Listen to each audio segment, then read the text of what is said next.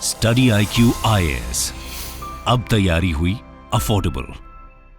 UPSC civil services की preparation में जो ऑप्शनल सब्जेक्ट होता है, क्योंकि उसका वेटेज काफ़ी ज़्यादा होता है, इसलिए ये सब्जेक्ट काफ़ी इम्पॉर्टेंट है। इसमें हमें अच्छा खासा अटेंशन देना होता है।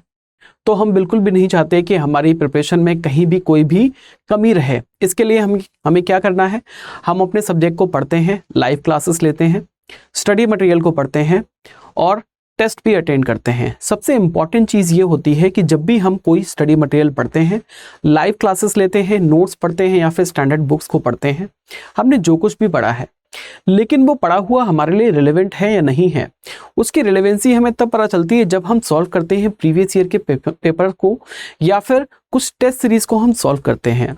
अगर हम टेस्ट सीरीज को सॉल्व करते हैं तो उसमें हमारा जो इवैल्यूएशन है वो हमें ये बताता है कि हम कहाँ स्टैंड करते हैं।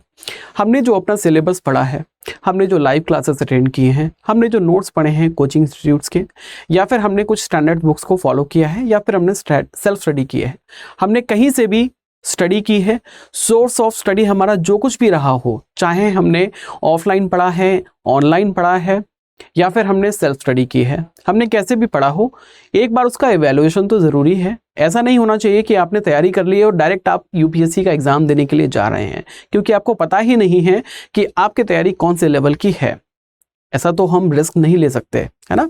तो हमें क्या करना होता है कि हमें अपने आप को एक बार इवैल्यूएट तो करना ही चाहिए कि भाई हमने जितना कुछ भी पढ़ा है वो मेरे लिए कितना रिलेवेंट था। मान लीजिए मैंने लाइव क्लासेस ली हैं, मैंने स्टडी मटेरियल अच्छे से पढ़ा है, बुक्स को भी पढ़ा है, न्यूज़पेपर भी मैं पढ़ता हूँ। हालांकि आपको फिलॉसफी ऑप्शनल में न्यूज़पेपर की ज़रूरत नहीं है क्योंकि एक स्टैटिक सब्जेक्ट है। अगर हम बात करते हैं अपने सेल्फ इवैल्यूएशन की, अगर हम ये देखना चाहते हैं कि हम कहाँ स्टैंड करते हैं, तो हमें क्या करना होता है, हमें कुछ पेपर्स को सॉल्व करना है। चाहे हम प्रीवियस ईयर के पेपर्स को सॉल्व कर सकते हैं या फिर हम टेस्ट सीरीज को सॉल्व कर सकते हैं। अगर हम टेस्ट सीरीज को सॉल्व करते हैं तो उससे हमें ये पता चलता है कि हमने जो पढ़ा है उसमें से हमें कितना आता है और कितने क्वेश्चंस हैं यूपीएससी के जिनको मैं अपने पढ़े हुए नॉलेज के बेस पे सॉल्व कर सकता हूं। इसी से आपने जो कुछ भी पढ़ा है उसकी रिलेवेंसी पता चलती है।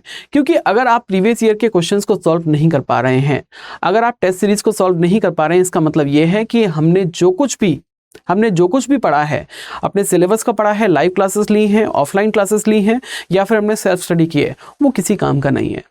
वो स्टडी मटेरियल हमारे लिए रिलेवेंट नहीं है। क्योंकि अगर उस स्टडी मटेरियल को पढ़ के, अगर वो क्लासेस लेके, अगर सेल्फ स्टडी करके मैं प्रीवियस ईयर के क्वेश्चंस को सॉल्व नहीं कर पा रहा हूँ या फिर मैं टेस्ट सीरीज को सॉल्व नहीं कर पा रहा हूँ, तो इसका मतलब ये है कि जो कुछ भी मैंने पढ़ा है वो रिलेवेंट नहीं था। तो ये हमें कैसे पता चलेगा कि हमने जो कुछ भी पढ़ा है वो रिलेवेंट है या नहीं है? पहली चीज़ ये चेक करने के लिए। दूसरा ये है कि हमने जितना भी पढ़ा है उसको हम सच में लिख भी सकते हैं या नहीं। क्योंकि कई बार ऐसा भी होता है कि माइंड में तो हमारे सब कुछ होता है, बहुत कुछ होता है, हमें सब समझ में आता है लाइव क्लास में या फिर ऑफलाइन क्लास में या फिर सेल्फ स्टडी से हमें सब अच्छे से समझ में आता है, लेकिन जब हम बैठते हैं क्वेश्चंस के आंसर लिखने के लिए तो हम बिल्कुल ब्लैंक होते हैं। ये प्रॉब्लम कई बार एस्पिरेंट्स के साथ में आती है। सर आता तो बहुत कुछ है, सर आप जो भी समझाते हैं सब कुछ आता है, लेकिन इसको लिखें कैसे ये समझ में नहीं आता। ऐसा इसलिए होता है क्योंकि आपकी प्रैक्टिस नहीं होती। इसका मतलब क्या है कि आपको आंसर राइटिंग की प्रैक्टिस तो होनी ही चाहिए। और आंसर राइटिंग की प्रैक्टिस आपकी कैसे होगी? अगर आप टेस्ट सीरीज को अटेंड करते हैं, प्रीवियस ईयर पेपर्स को सॉल्व करते हैं। अगर हम बात करते हैं स्टडी IQ की टेस्ट सीरीज की, तो ये लॉन्च होने वाली है 15 अक्टूबर को, ठीक है। इसके कई सारे फीचर्स हैं जो कि आपकी हेल्प करेंगे आपकी यूपीएससी की प्रिपरेशन में। अगर मैं इस टेस्ट सीरीज की बात करता हूं तो ये टेस्ट सीरीज मैंने ऐसे डिजाइन की है जिसको इनलाइन करते हैं यूपीएससी का जो पैटर्न है उसको। यूपीएससी का जो पैटर्न है, जिस पैटर्न से वो हमें एग्जाम में क्वेश्चंस देता है, उसी पैटर्न को हम फॉलो करते हैं ताकि आपको बिल्कुल रियल फीलिंग आएगी कि आप यूपीएससी का एग्जाम दे रहे हैं। जिसमें हम कुछ परसेंटेज जो है हम प्रीवियस ईयर क्वेश्चंस का रखते हैं, कुछ क्वेश्चंस हम आपको फ्रेश देते हैं, जिससे आपको उन क्वेश्चंस का एक्सपीरियंस भी रहता है जो ऑलरेडी एग्जाम में आ चुके हैं, और आपको जो नए एक्सपेक्टेड क्वेश्चंस हैं उनका एक्सपीरियंस भी आपको मिल जाता है। तो आपको बिल्कुल रियल एग्जाम वाली फीलिंग आने वाली है इस टेस्ट सीरीज में, ठीक है। तो टेस्ट सीरीज तो बहुत ही इंपॉर्टेंट है। अगर हम बात करते हैं ऑप्शनल की हमने तैयारी कर ली, अच्छे से हमने पढ़ाई कर ली, लेकिन हमने टेस्ट सीरीज को नहीं अटेंड किया है या फिर हमने टेस्ट के जो आंसर्स हैं वो नहीं लिखे हैं, तो हमें पता ही नहीं चल पाएगा कि हमने कितनी तैयारी की है और जो कुछ भी तैयारी की है उसमें से हमें आया कितना है या फिर कितना हमारा रिलेवेंट है। तो इसलिए टेस्ट सीरीज अटेंड करना बहुत ज़रूरी है। ये आपके लिए गुड न्यूज़ है कि स्टडी IQ अब आपके लिए एक फुल फ्लैश फिलॉसफी ऑप्शनल का प्रोग्राम लेके आ गया है, जिसमें आपको लाइव क्लासेस भी मिलती हैं। लाइव क्लासेस के साथ साथ आपको टेस्ट सीरीज भी मिलती हैं और उसमें आपको स्टडी मटेरियल मिलता है, क्रक्स मिलते हैं PDF की फॉर्म में। जो मेरी क्लास की PPTs होती हैं वो मैं आपको क्लास से पहले ही हमारा जो टेलीग्राम का ग्रुप है उसमें मैं शेयर कर देता हूँ, ताकि क्लास में जब आप मेरे आए तो बिल्कुल ब्लैंक माइंड के साथ में ना आए। आपको पहले से टॉपिक के बारे में जो जानकारी है वो पहले से होनी चाहिए। आपको जो माइंड है वो पहले से इक्विप होना चाहिए कि भाई आज क्लास में हम क्या पढ़ने वाले हैं। इसके बाद में अगर हम बात करते हैं हैंड रिटन नोट्स की, तो वो भी आपको क्लास में प्रोवाइड किए जाते हैं हमारा जो लाइव बैच है उसमें। ऐसा हम इसलिए करते हैं क्योंकि क्या होता है कि जब लाइव क्लासेस होती हैं तो लाइव क्लासेस में आप पढ़ रहे होते हैं, मैं बहुत ही इंपॉर्टेंट कोई डिस्कशन कर रहा हूँ, कोई बहुत ही इंपॉर्टेंट एग्जाम्पल दे रहा हूँ जो कि मेरे PPT में नहीं है, स्पॉन्टेनियस एग्जाम्पल है, ठीक है, जो मेरे नोट्स में भी नहीं है, स्पॉन्टेनियस एग्जाम्पल्स में देता हूँ। कई सारे ऐसे एग्जाम्पल्स होते हैं, कई सारे ऐसे फैक्ट्स होते हैं जिनको मैं आपको बताता हूँ। बहुत ही इंपॉर्टेंट चीज़ जो मैं आपको बता रहा था लेकिन वो आपने मिस कर दी, क्यों? क्योंकि आप उस टाइम क्लास में नोट टेकिंग कर रहे थे, है ना, क्योंकि जो कुछ भी PPT में मैंने लिखा था स्क्रीन पे उसको आप नोट्स बनाने में बिजी थे, इसलिए जो मैं आपको बता रहा था अलग से वो आपने सुन नहीं पाए और एग्जाम में वही चीज़ आ गई और फिर आपको फिर प्रॉब्लम होती है कि भाई अब क्या करें, है ना। तो इस प्रॉब्लम के सॉल्यूशन के लिए हमने क्या किया है कि भाई हम आपको जो हैंड रिटन नोट्स हैं अपनी तरफ से देंगे, ताकि आपको लाइव क्लास के टाइम पे लिखना ना पड़े। आपका सारा जो अटेंशन होगा वो क्लास में होगा, जो भी पढ़ाया जाएगा उसमें होगा, कंटेंट की तरफ होगा, लिखने में नहीं होगा, ताकि आप पूरे 100% अटेंशन के साथ में क्लास जो है वो अटेंड कर सकें। अगर हम बात करते हैं टेस्ट सीरीज की, तो टेस्ट सीरीज के कई सारे फीचर्स हैं जिनको एक एक करके हम समझते हैं। सबसे पहले हम बात करते हैं इसके लैंग्वेज और स्टाइल की, ठीक है। इसका जो हमारा टेस्ट सीरीज है, इसकी जो लैंग्वेज और स्टाइल होने वाला है वो that is going to be in line with the questions asked by UPSC, है ना, and based on deep understanding and knowledge. जो भी UPSC का पैटर्न होता है उस पैटर्न के हिसाब से इसमें जो क्वेश्चंस है वो आपको मिलने वाले हैं। नेक्स्ट है कुछ प्रीवियस ईयर के क्वेश्चंस भी हम उसमें ऐड करने वाले हैं और कुछ मोस्ट प्रोबेबल जो क्वेश्चंस हैं जो एग्जाम में आने की जिनकी सबसे ज़्यादा संभावना रहती है उनको हम ऐड करने वाले हैं। तो आपको एक मिक्सचर मिलने वाला है। आपको ये भी एक्सपीरियंस रहेगा कि भाई इसकी ये भी फीलिंग आएगी कि मैं कुछ प्रीवियस ईयर क्वेश्चंस को सॉल्व कर रहा हूँ, ये भी फीलिंग आएगी कि भाई नए क्वेश्चंस को मैं एक्सपीरियंस कर रहा हूँ कि किस तरीके से नए क्वेश्चंस आ सकते हैं, उनको मुझे सॉल्व करना है। इसके बाद में हम बात करते हैं क्वेश्चन पेपर्स की। तो ये जो है क्वेश्चन पेपर्स जो हैं वो मैंने ऐसे डिज़ाइन किए हैं जो कि आपके स्टैंडर्ड सोर्सेज हैं, ठीक है, जो स्टैंडर्ड सोर्स की आपकी बुक्स हो गई, काफ़ी सारा रिसर्च होता है इसके पीछे, कुछ थीसिस होती हैं, कुछ रिसर्च पेपर्स होते हैं, कुछ स्टैंडर्ड जर्नल्स होते हैं, उन जर्नल्स के बेस पे कुछ स्टैंडर्ड बुक्स होती हैं, उन बुक्स के बेस पे कई सारे रिसोर्सेज लगते हैं जिनको हम एक रिसर्च करते हैं। उस रिसर्च के बेस पे हम जो है ये सारी टेस्ट सीरीज को हम बनाते हैं, ठीक है। नेक्स्ट आगे अगर हम बात करते हैं इसके फीचर्स की, तो सबसे पहले हम बता दें कि इसका जो मोड है, टेस्ट सीरीज का जो मोड है वो ऑनलाइन और ऑफलाइन दोनों रहने वाला है। ऑनलाइन मोड में आप अपने घर पे बैठ के अपने टेस्ट को लिख सकते हैं, उनको अपलोड कर देंगे, उनका इवैल्यूएशन हो जाएगा। ऑफलाइन का मतलब ये है कि हमारा जो ORN में जो सेंटर है, ओल्ड राजेंद्र नगर में, दिल्ली में, वहाँ पे जाके अपने टेस्ट को लिख सकते हैं, जहाँ पे आपको एग्जामिनेशन हॉल वाला फील आने वाला है, ठीक है। तो आपको बिल्कुल ऐसा फील आएगा कि जैसे आप एग्जामिनेशन हॉल में UPSC का एग्जाम जो है वो लिख रहे हैं with in the time limit, है ना। तो इस तरीके से आप अपने ऑनलाइन या ऑफलाइन दोनों मोड में अपनी टेस्ट सीरीज को लिख सकते हैं। नेक्स्ट जो है there will be total of 12 test. इसमें नंबर ऑफ टेस्ट जो है वो 12 होने वाले हैं, 12 टेस्ट होने वाले हैं। जैसे कि हम देखते हैं कि हमारा पेपर 1 है, पेपर 2 है। पेपर 1 में 2 सेक्शन है, वेस्टर्न और इंडियन, और आपका जो पेपर 2 है उसमें 2 सेक्शन है, सोशो पॉलिटिकल और रिलीजन। तो वेस्टर्न और इंडियन, अगर हम वेस्टर्न की बात करते हैं तो वेस्टर्न के आपके 2 टेस्ट होंगे और इंडियन के भी आपके 2 टेस्ट होंगे, यानी कि 4 टेस्ट हो गए आपके फर्स्ट पेपर के। इसी तरीके से 2 आपके रिलीजन के, 2 सोशो पॉलिटिकल के, तो 4 हो गए आपके पेपर 2 के। तो इस तरीके से आपके 8 टेस्ट हो जाते हैं। इन 8 टेस्ट के साथ में आपको 4 फुल लेंथ टेस्ट मिलते हैं, जिनको मिला के आपके हो जाते हैं टोटल 12 टेस्ट। 12 टेस्ट हो जाते हैं। उन 12 टेस्ट के बेस पे आप अपनी जो टेस्ट सीरीज है उसको आप अटेंड करते हैं, ठीक है। अगर हम बात करते हैं इवैल्यूएशंस की, तो आप जब पेपर को अपने अपलोड कर देंगे, आपके 4 से 5 दिन के अंदर आपका इवैल्यूएशन जो है वो आपको मिल जाएगा, ठीक है। और जो कुछ भी आपके जो टेस्ट आते हैं टेस्ट सीरीज में, उन सभी का थॉरो डिस्कशन भी होता है हमारे IVS की क्लासेस में। आपको जो फैकल्टीज़ हैं, जैसे कि अगर फिलॉसफी की बात करता हूं तो उसका डिस्कशन मैं खुद ही करता हूं, ठीक है। तो जो भी आपके टेस्ट रहने वाले हैं उनका डिस्कशन भी किया जाएगा, ताकि आपको पता रहे कि भाई किस तरीके से हम क्वेश्चंस के आंसर जो है वो अच्छे से अच्छे तरीके से लिख सकते हैं, ठीक है।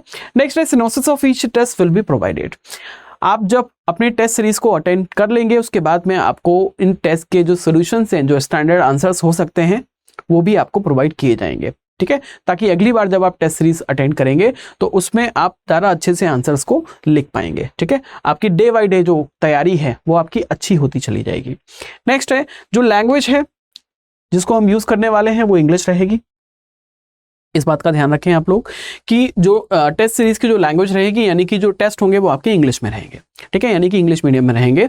इसके अलावा अगर हम बात करते हैं कि जो टेस्ट है, जो सेक्शनल टेस्ट है, वो आपका, अगर हम सेक्शनल टेस्ट की बात करते हैं तो हमारा जो सेक्शनल टेस्ट रहने वाला है उसका वेटेज होगा 125 मार्क्स। क्योंकि जैसे कि अगर हमारा एक टेस्ट है, मान लीजिए हमारा वेस्टर्न का पहला टेस्ट है, तो वेस्टर्न का जो पहला टेस्ट है वो आपका 125 मार्क्स का होगा। अब जो फर्स्ट पेपर है आपका वेस्टर्न और इंडियन दोनों से मिलकर बनता है, जो कि होता है 250 मार्क्स का। इस हिसाब से इंडियन कितने मार्क्स का हुआ, 125 मार्क्स का, और वेस्टर्न भी आपका 125 मार्क्स का हुआ। यानी कि अगर आपके 2 सेक्शनल टेस्ट बनाए जाते हैं पेपर 1 के लिए, ठीक है, तो पहला कौन सा होगा, पहला होगा आपका इंडियन का, दूसरा होगा वेस्टर्न का। तो इंडियन में कितने 125 मार्क्स आए, और वेस्टर्न का जो था वो भी 125 मार्क्स का था। तो वही आपको 125 वाले मार्क्स की फीलिंग आपको आएगी इस टेस्ट में, ठीक है। यानी कि बिल्कुल यूपीएससी वाला पैटर्न हमने अपनाया है, ताकि आप बिल्कुल ऐसे तैयारी करेंगे कि जब आप यूपीएससी का एग्जाम लिखेंगे तो आपको ऐसा नई सी फीलिंग नहीं आएगी, आपको कोई नर्वसनेस नहीं होगी, आप इजीली लिख लेंगे, क्योंकि उसके तो आप आदी हो चुके होंगे, है ना, उसके लिए आप हैबिचुअल हो चुके होंगे, उसकी प्रैक्टिस आपकी इतनी अच्छी हो चुकी होगी। तो जो आपके 4 टेस्ट हैं वो 10 नंबर के आने वाले हैं। 3 क्वेश्चंस होंगे आपके वो 15 मार्क्स के होंगे, और 2 क्वेश्चंस होंगे आपके 20 मार्क्स के, ठीक है। इस तरीके से आपके टोटल 9 क्वेश्चंस रहने वाले हैं, जिनका टोटल वेटेज रहेगा आपका 125 मार्क्स, ठीक है। नेक्स्ट है सारे क्वेश्चंस जो हैं वो कंपलसरी रहने वाले हैं, ठीक है। और जो फुल लेंथ का जो आपका जो पैटर्न रहने वाला है वो यूपीएससी वाला पैटर्न रहेगा। यूपीएससी में जिस तरीके से आपके टेस्ट आते हैं उस तरीके से आपका जो फुल लेंथ के टेस्ट होंगे वो बिल्कुल एज इट इज रहेंगे, उसमें कोई भी चेंजेस जो हैं वो नहीं होने वाले हैं, ठीक है। अगर हम बात करते हैं टेस्ट 1 की, तो टेस्ट 1 जो है आपका 15 अक्टूबर को शेड्यूल होगा। इसमें पेपर 1 जो है आपका वेस्टर्न का होगा, इसमें हम प्लेटो से लेके कांट को कवर करेंगे। सेक्शनल टेस्ट 2 जो है वो आपका 29 अक्टूबर को लॉन्च होगा, जिसमें आपका पेपर 1 का टेस्ट होगा सेकंड टेस्ट, जो कि हीगल से हम इसको क्वाइन तक कवर करेंगे। यानी कि वेस्टर्न के आपके 2 टेस्ट हो जाएंगे, पहला प्लेटो से कांट तक का, दूसरा हीगल से लेके क्वाइन और स्ट्रॉसन तक का, ठीक है। इस तरीके से टेस्ट हो जाएंगे। नेक्स्ट जो आपका टेस्ट रहने वाला है सेक्शनल टेस्ट 3, ये 12 नवंबर को रहने वाला है, पेपर 1 का इंडियन पार्ट वाला, ठीक है। पेपर 1 का जो सेकंड पार्ट है आपका, पार्ट बी है इंडियन वाला, तो इंडियन के आपके 2 टेस्ट होंगे, ठीक है। तो पहले वाले टेस्ट में हम चारवाक से लेके सांख्य को, यानी कि आधी यूनिट्स को कवर करने वाले हैं, यानी कि 5 टोटल 10 यूनिट है, तो हम 5 को कवर कर लेंगे पहले टेस्ट में। और 26 नवंबर को जो आपका पेपर 1 का जो अगला टेस्ट होगा, अगला सेक्शनल टेस्ट, उसमें हम अगली 5 यूनिट्स को हम कवर कर लेंगे, ठीक है। अगली हमारी इसमें 4 यूनिट्स है जिनको हम कवर कर लेंगे, योगा से लेके और बिंदु तक, ठीक है। नेक्स्ट जो है हमारा सेक्शनल टेस्ट 5 है, जो कि आपका 10 दिसंबर को होगा। इसमें पेपर 2 को हम कवर करेंगे। इसमें सोशियो पॉलिटिकल की हमारी 5 यूनिट्स हैं, सोशियो पॉलिटिकल आइडियल्स से, सोशल एंड पॉलिटिकल आइडियल्स, जिसमें इक्वलिटी, लिबर्टी और जस्टिस आता है। यहाँ से लेके हम पॉलिटिकल आइडियोलॉजीज, यहाँ तक हम इसको कवर करेंगे। नेक्स्ट जो हमारा टेस्ट रहने वाला है 24 दिसंबर को होगा, पेपर 2 का टेस्ट सोशियो पॉलिटिकल का, जो कि ह्यूमैनिज्म, सेकुलरिज्म, मल्टीकल्चरलिज्म से लेके कास्ट डिस्क्रिमिनेशन तक कवर करेगा।